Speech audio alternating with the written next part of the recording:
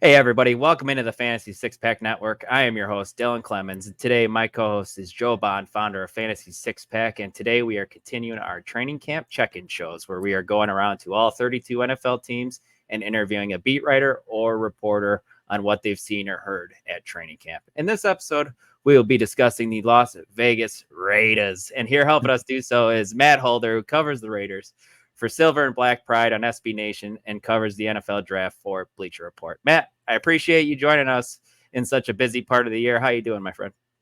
Doing pretty well, man, and thanks you guys for having me. I appreciate the Al Davis pronunciation of Raiders. It's a nice little touch. Fantastic. Before we jump into the interview, I want to remind everyone, please hit that like button, please subscribe to the channel, and hit that bell for notifications so you know when we have a new video that drops over on the channel. Head on over to fantasy6pack.net/plans to become an all-access member, where you get access to our award-winning rankings, draft cheat sheets, and F6P Discord, where you can ask all your custom league questions to anybody on the Fantasy Six Pack staff, which truly is the best part. Right now, you can also save a little cash by using promo code F6PNFL24 for 15% off. But without further ado, Joe, how about you hit Matt with our first Raiders question we have for him? Yeah, absolutely. So we're going to start with the quarterback situation here. And, the big question is just who's winning the starting job, Aidan O'Connell or Gardner Minshew? Yeah, that's the $1 million question, and I wish I had a better answer for you guys at this stage in the game. If my prediction or my pick is Aidan O'Connell, I just kind of think he has a little bit more upside. I know if things weren't perfect last year, but he did show a few promise in a handful of those games. And two, I mean, he has a connection already established with guys like Davante Adams, Jakobi Meyers, Michael Mayer, and offensive line, everything. It has that chemistry a little bit. Whereas Gardner Minshew is kind of coming in fresh. Obviously, is more of the more veteran guy who we know a little bit more about, which is really a below average starter to a good backup kind of type of guy in the league. Has plenty of arm strength issues that have come up and can get a little too over his skis a little bit, and some trying to make plays that aren't quite there and whatnot. Especially given again that weak arm that he has. But from training camp, it does sound like Minshew might have a little bit of an advantage. He did have a good performance in their live scrimmage last Saturday. That went pretty well, and O'Connell kind of faltered a little bit. That being said, the next week rolled around, and apparently Minshew was struggling, and O'Connell was looking a little bit better, so it kind of went back to neck and neck. Antonio Pierce has talked about wanting someone, and talked about it from the jump from camp, of wanting someone to kind of take the bull by the horns and take the command of the competition, but neither one of the guys really seems to have done that. Davante Adams has been out for the last week, which could play enough factor. He had his son was born, so he missed some time in training camp. Colton Miller's also out, the starting left tackle. Jackson Powers-Johnson, who they were hoping was going to be the left guard, is out too. So it is kind of hard to judge. But yeah, it's a situation where right now I wish I had a better answer for you guys and better prediction, but it's probably going to lead all the way up into training camp and even into the season. I think whoever wins the battle will have a longer leash, and that, if they have one or two bad games to start the year, I don't think they'll get pulled. But if that starts to be 3 or 4, well, I don't think Antonio Pierce is going to want to dig himself into a hole and eat those losses. So it could be a change. So it's very fluid right now. It's probably out of all the quarterback situations, one of the hardest to make a call on and the hardest to predict who's going to be that week 1 starter and starter for the rest of the season. Yeah, that's definitely fair. We're still early in training camp, so yeah, you're right. It might take a while for them to figure this out. Looking into the backfield now, Josh Jacobs moves on from the Raiders this offseason, and he was a guy who's kind of been a bell cow of that offense when he has been healthy. Do you see Zamir White kind of sliding into that workhorse role, or will this move more so into a running back by committee with Zamir White there, Alexander Madison? You also have the rookie Dylan Lobby. What are your thoughts here, man? Yeah, so I think Zamir White's definitely going to be the lead back. I think he's the most talented out of those three and going to get the most touches. But I think what you're talking about with the latter, with it being more of a running back by committee approach, I definitely think that's how the Raiders are going to play it this year. They've talked about wanting to get more towards that. Part of the problem with Josh Jacobs is he was always kind of getting worn down towards the end of the season because he was getting so many carries. So in the sense that if you're going to compare Zamir White's numbers at the end of this season to Josh Jacobs when he was, the rushing champ or rushing for 1,000 yards when he was the lead back for the Raiders, I don't know if he's going to get there. Zamir White is going to get to that level, but I do think he's going to have a a good amount or the most carries out of the Raiders backfield and lead the team in rushing. And I'm optimistic about his outlook for this season. He finished the year really strong. Towards the end of the year, I think he averaged probably about 100 yards a game, had 1 or 2 touchdowns and a lot of like really nice long runs, and he showed a lot of growth. So I'm optimistic about Zamir, but if you're drafting him and targeting him in fantasy and expecting him to put up the Josh Jacobs type numbers, that's just not his game. He's also kind of more of a 1 to 2 down back. He's never really been great at catching passes, even at Georgia. Pass protection is not his great thing either, great part of his game either. So he will kind of come out in a lot of third down situations. And I mean, even if you go back to his days at Georgia, he split carries back there too. So he's never really been that workhorse type of back. But yeah, if you're looking at drafting Raiders running back, he's the guy that you're going to want to target because he's going to be the guy that gets most of the carries and a lot of the goal line carries too, to get those touchdowns, get those touchdown vultures. Yeah. With Luke Getsy coming over to be the offensive coordinator from the Bears, we know that he loves to run the ball as well. But the Bears were top 2 in run rate in his 2 seasons as the OC there. So yeah, it's interesting for me because like, you know, you look at the numbers when White played without Jacobs in his time there, and the numbers are pretty staggering. But he got like the amount of workload that Jacobs did. Yeah. So you just got to be careful not to expect that. So you bring that up there. But let's move over to wide receivers here, and obviously Adams is the guy that everybody is looking to in fantasy drafts, and you know he's going to be the alpha there. But do you see Jakobi Meyers, making the same impact as he had last year? He had a fairly good year last season. And does either one of these quarterbacks, I know we talked about we don't know which one is going to win the job, but does he seem to be clicking more with one than the other? Like does Adams and Meyers for that matter? Yeah, I think Jakobi Meyers and Aidan O'Connell, they actually had a pretty good connection last year. And I think the thing to be optimistic about with Jakobi Meyers is he was pretty productive with Jimmy Garoppolo in at quarterback too. Like I want to say in his first game, he might've had 2 touchdowns and was putting up some decent numbers. So I'd like to think that Jakobi Meyers can still be productive. I think he had finished with about 800 yards, something like that, handful of touchdowns.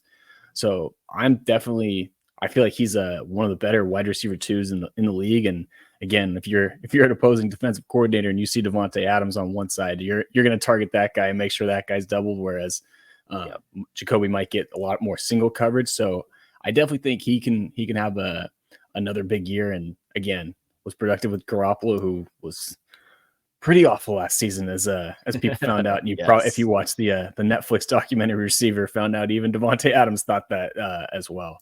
But again, the passing game is such a mystery with the quarterback situation that it's hard to make a great call. But I definitely think Meyers can be productive. And I mean, Davante he might have had a career worse year, but to quote his old buddy Aaron Rodgers, down years for me are career years for other guys. He still had 1,000 yards, a bunch of catches, handful of touchdowns. So he's still a guy that, as far as from a fantasy perspective, maybe he's not the first, second round pick that you want, but he's definitely a guy you still want to target because somehow, some way, he's going to get touches and he's going to be able to make something happen with him. Yeah, he's going to get over 150, 160 targets, which seems like he repeatedly does, no matter who his quarterback is. Now looking over at the tight end position, and it's been a big talking point of the Raiders this offseason. They drafted Michael Mayer early in the draft last year, and then they turn around this year and draft the top tight end prospect in the draft, Brock Bowers. Matt, is it as simple as Michael Mayer is going to be more of the inline guy, and you have Brock Bowers now as the move tight end? And have they been moving Brock Bowers kind of all over the place? Has he been playing in the slot? Has he been playing outside in the X? Any of that at all? Yeah, I think that's a pretty accurate description. I think one of the things they liked about Michael Mayer coming out of Notre Dame, and this was a little bit of a struggle for him, but he got a lot better as the year went on, is Mayer's a good run blocker. So I do think that that will kind of like play into he's going to be the more traditional tight end and probably more of the red zone threat. Like Michael Mayer, when you go back and look at his numbers at Notre Dame, he had like 6 touchdowns or something like that his last year. I think 4 of them were inside the red zone, and like the other 2 were within 25 yards. So that's where he kind of thrives. And I think he and Bowers complement each other really well because Bowers is almost like a bigger receiver, like you talked about with him playing in the slot. Like if you go back and look at his snap shares on PFF, he actually only spent like a little bit less than 50% of his time as a traditional inline tight end. So I definitely think that's how the Raiders are going to use him. And when they released their unofficial depth chart, for whatever it's worth, they actually had 2 tight ends, Bowers and Mayer, listed as starters rather than having 3 receivers. So I definitely think Bowers is going to get quite a few snaps in the slot.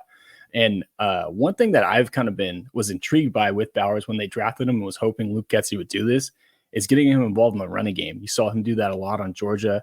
He'd line up as that like nub tight end and they give him some jet sweeps. It was against Kent State, but he did have like a 75-yard house call, which was pretty damn impressive. Again, for a tight end, you don't really see that very often. And from what I've seen on Twitter and stuff, like they are giving Bowers some carries, which is encouraging. And they also don't have a fullback listed on the roster. So I think that will be kind of Bowers' role. He'll play a little bit in the backfield and get creative with him. And I mean, his ability to create yards after the catch, you can get him involved in the screen game. You know, you can put him in the backfield and run a screen to him, which hopefully Aidan O'Connell, I like to think Aidan O'Connell or Gardner Minshew can at least complete some screens and then let him do his work after the catch. But yeah, I think the description of Mayer being like the traditional tight end who's probably going to get more red zone targets, but fewer targets overall, and Bowers kind of being the move guy, almost the big slot receiver, that's going to be pretty accurate and pretty much what we should expect from the Raiders offense this year. Good. Yeah, I mean, you sort of like to hear that, but at the same time, you sort of have doubts because you see a lot of tight ends that dominate in college in that position, right? Because they're just a superior athlete. But when they get to the pros, right, they line up against those elite corners instead of like a linebacker. They can beat a linebacker because they're usually faster or whatever. But, you know, those corners can run with them. And so, you know, we've seen that work sometimes. We've seen other tight ends struggle with it, like Kyle Pitts hasn't been quite able to dominate like he did in college, against like those the outside corners. But, you know, Bowers is good. We'll see what happens. But all right. So the last question we've got, and we're asking this to everybody that comes on, is more of a fantasy focused question. And it's, who's the one player that you're seeing at camp that fantasy managers need to know about that's going to surprise them, good or bad? Yeah, I think it's actually one of the guys you mentioned with the running game and Dylan Lobby. You know, he was a 6th-round pick out of New Hampshire. Definitely not, or from a FCS school, definitely not someone who I think you traditionally think is going to be on your radar as far as, I know drafts are coming up. I don't know if I necessarily draft them because the Raiders do have Amir Abdullah who could fill that 3rd down role. But Lobby has been getting quite a few reps in training camp and even with working with the ones on a lot of those passing situations. And like I was talking about before, that's not Zamir White's game, whereas it's a strength. And I think one of the biggest strengths with Lobby coming into the NFL is just a matter of how quickly can he make that jump from the FCS to the NFL, which is transition for any player going from college. But when you're going from that level to the NFL, like it's a big adjustment. But so far, like he's been drawing a lot of rave reviews in training camp and doing really well. And again, catching passes out of the backfield. So he's a guy that you probably want to, again, I don't know if I draft him, but you probably want to keep in the back of your mind, add him to your watch list or whatever, and maybe stash him if you get an injury on your bench or something like that, because he's a guy, again, especially if you're in a PPR league, I think he'll get a lot of catches. And with the Raiders quarterback situation, kind of what I've been alluding to, I think it's going to be a lot of short passes and a lot of screens and whatnot. So he'll at least get some touches, and I think he can be a dynamic player. He was a guy his tape was really fun to watch coming out of New Hampshire because he can make guys miss too, and he's dynamic with the ball in his hands. Love to hear that. That's great stuff. All right, man. So, Matt, thank you for joining us. This was great information. Before we let you go, let everybody know where they can find you and what you got going on this season. Awesome. Well, first of all, thank you guys for having me. I really appreciate it. Again, great talking with you guys. But yeah, my Twitter handle's at the bottom there, at mholder95. Like you guys said, I do a bunch of stuff for the Raiders on silverandblackpride.com for SBNation, and then do a lot of NFL draft work, a little NFL analysis too over at Bleacher Report. So yeah, give me a follow on Twitter. I usually post all my stuff over there too. I have a YouTube channel too for all you anybody's a film addict and wants to see some Raiders breakdowns. So awesome. Sounds good, man. Definitely will give you a follow. So again, have a good day, and hopefully we'll talk again soon. Sounds good. Talk to you guys later. Great stuff, Matt. Thank you. All right, Dylan, that's it for the Raiders. Sorry, I can't do that as good as you. But that was impressive, man. I'm not going to lie. That was appreciate good. It, man. You were practicing that one, weren't you? Oh, yeah. Looking in the mirror, definitely practicing, man. But yeah, so that's it for the Raiders. Tune in next time, and peace out.